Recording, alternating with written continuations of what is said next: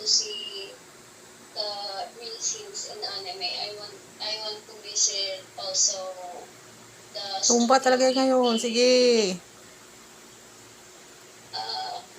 Tua. And to see some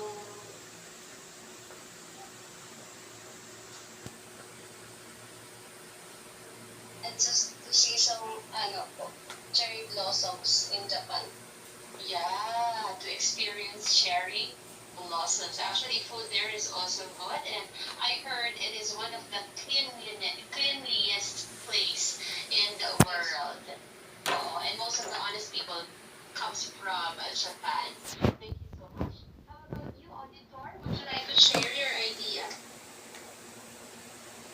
Good morning po. I would just po, ma'am. Kasi I'm a big fan of anime po. And it's one of the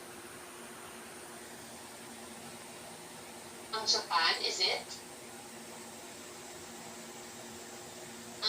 Auditor, is it the place also wherein Japan is famous of the kawaii fashion, wherein you wear a lot of accessories, you go wear colorful clothes, things like that. Because you know, my daughter is fan of hip hop style and kawaii style.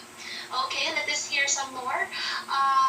Darby said she would like to travel with the family to Italy. I want to see and visit the historical buildings and experience the culture. That is also good.